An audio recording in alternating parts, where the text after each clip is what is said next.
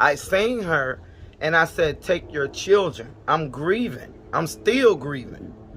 And I told her, you can't stay with me. Come up to my job, the job I had at the time. You came up there, we put you in Atlanta Union Mission. You leave 2 hours later talking about them folks said they ain't gonna feed your children. Just lying. My phone was blowing up at 12 o'clock midnight. I ain't even answer because I thought she was trying to come stay with me.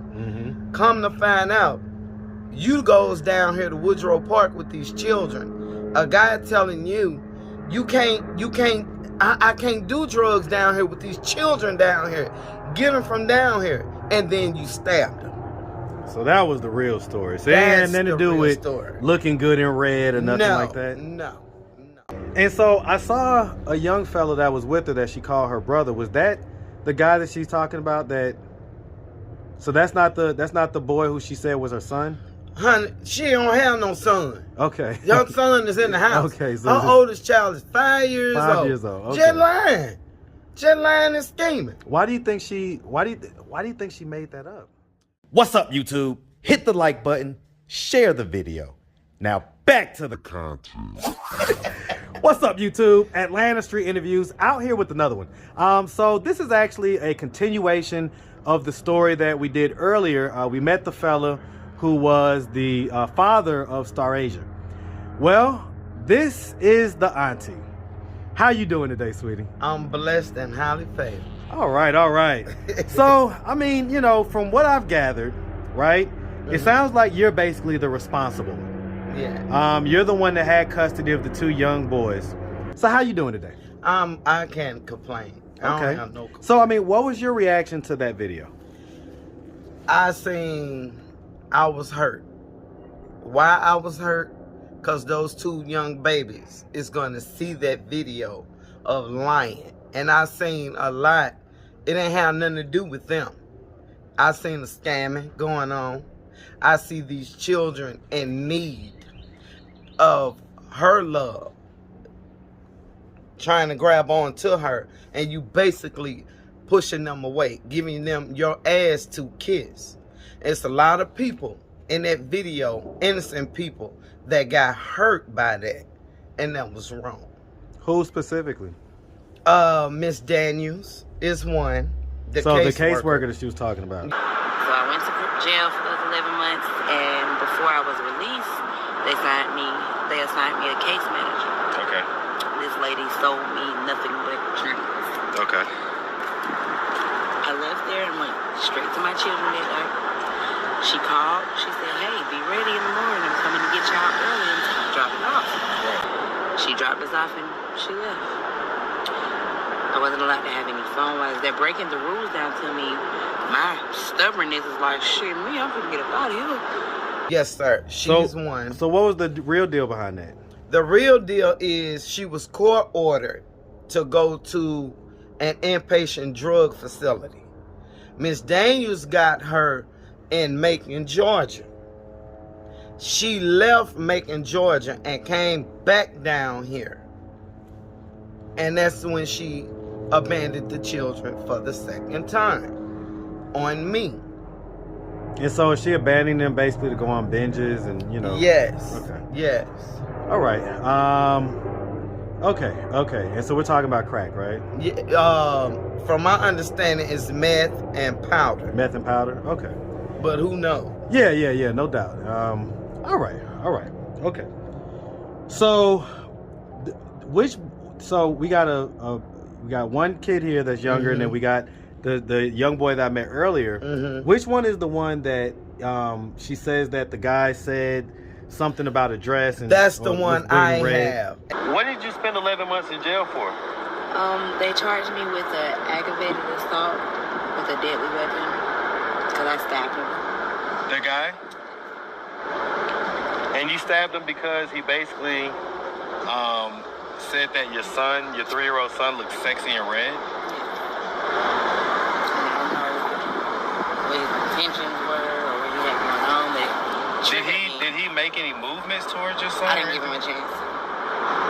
And that's not true. So what's the truth? The truth is, when you abandoned them on me, when she abandoned them on me 2 days after my mom passed, I was, you know, I was ecstatic. Right. Okay, when I seen her again June 24th, I gave her her children. How long was the time in between that? It was from April the 11th. Okay, so till a little June over a couple 24th. months, about 2.5 Right. months or so. I seen her and I said, take your children. I'm grieving. I'm still grieving. And I told her, you can't stay with me. Come up to my job, the job I had at the time. You came up there, we put you in Atlanta Union Mission. You leave 2 hours later talking about them folks said they ain't gonna feed your children. Just lying.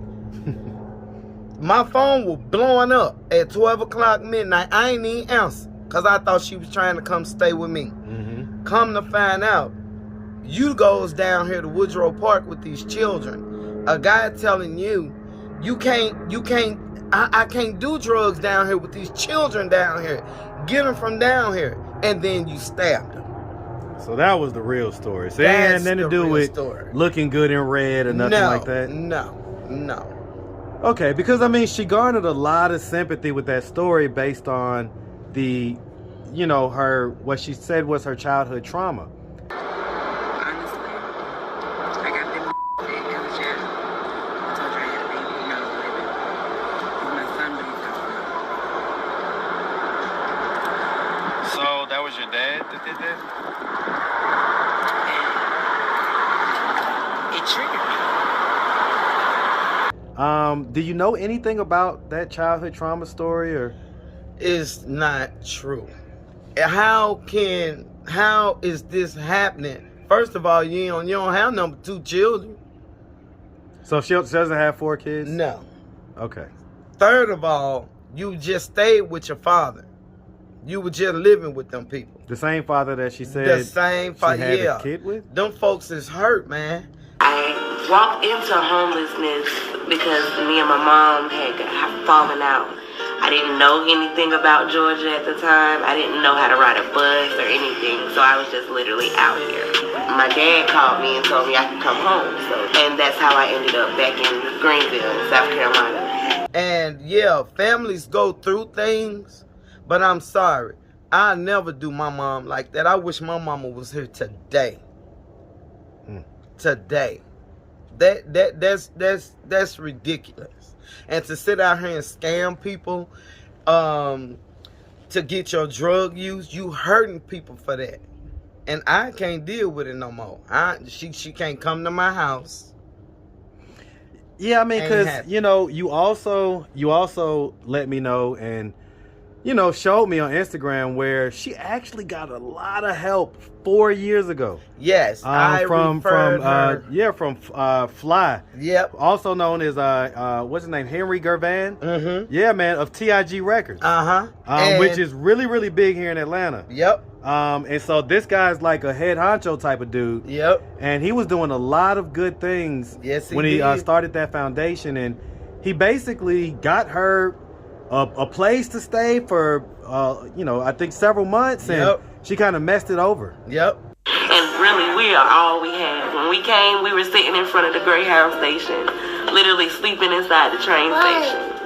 Until I ran into a lady that gave me Miss Jasmine's number and told me, keep calling her. She'll figure out some kind of resource to help you. It's like, everyone's hurting on us. My mother is in a 3-bedroom house right now, and we're homeless, literally. We got a place for you all for the rest of the year to pretty much make sure that you all are good and you have somewhere to sleep night by night.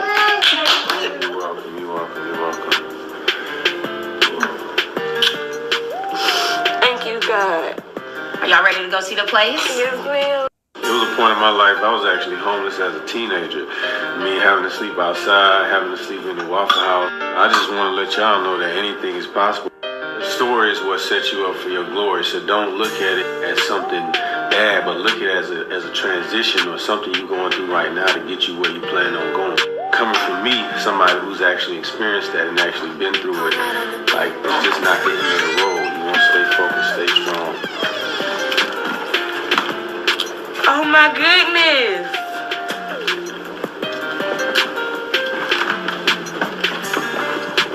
Thank you, God. I'm so grateful. I'm still so full right now. Like I'm appreciative and so grateful. God is so amazing. I thank him for putting it on his heart to just even think to want to help someone. And What happened? So what happened with that place? it was the urine in the bed, blood, feces, the carpets was filthy, the blinds, it was filthy. And it was so bad, it was $5,000 worth of damages. And so I saw a young fellow that was with her that she called her brother. Was that the guy that she's talking about? So that's not the boy who she said was her son? Honey, she don't have no son. Okay. Your son is in the house. Okay, so her oldest child is 5 years old. 5 years old. Okay. Just lying and scheming. Why do you think she made that up? Honey, the devil do anything, and I ain't calling her a devil. I'm not doing that. I'm not really trying to bash her, but she need to stop lying just to get your habit. That's your habit. Get you a job and support your habit. You out here scheming these people, got these folks thinking all type of stuff. That's not right. That ain't right. Because the real innocent ones in this is those two sweet little boys. Well, I was about to say, I mean, I just met him. He's a little angel. He's a awesome little fella. Honey, he'll call him out here. He'll say the Lord's Prayer for you. Yes, he will. And he definitely seems to have a lot of love from you. Yeah. And so we definitely commend you for that. What did you say that he said at some point? That he said something about rolling up or something like that? Yeah. Mommy, you rolling up? You gonna smoke with me? So that's kind of like indicative of the fact that she may have been out there doing that stuff with him. And yeah, I can't say she was because I wasn't there to see it. yeah, but I mean, come on now. Yeah, he was aware of it somehow. Yeah. Okay. She needs some help. And when she now, on the positive side, if she, I don't know, it's got to be some mental health issues. Because I done took her in. I tried to take her in under my wing. I tried to show her. I tried to do it all. But now you sleeping with my ex-husband. Wait, I what? can't do. Wait, what happened? You sleeping with my ex-husband. And he ain't about shit neither. He just as worse as she is. Wait, you didn't tell me that part. So hold on. Yeah. So hold on. So when did this happen? When? Can I light me a cigarette? Yes, of course, of course. I don't do no drugs now. Wait, how old are you, by the way? 52. You look so good. Thank you. You look so good, man. I love it. I love it. All right, so I wouldn't have guessed anything in the 50s. All right, so okay. So thank you. How old is your ex-husband? My ex-husband is 50. Look 50? like he's 90. Okay. 90. Sorry about Does he do drugs as well? Hell yeah. Okay, so my 17-year-old you met, that's his father. Okay. He don't do shit for him neither. They belong together. They abandoned their children. Birds of a feather flock together. Well, I mean, okay, so how long were y'all married? Since 2012, but I left that bastard in 2015. Okay, so y'all been estranged for about 7 And years. it ain't happening. And so how did they link up? Well,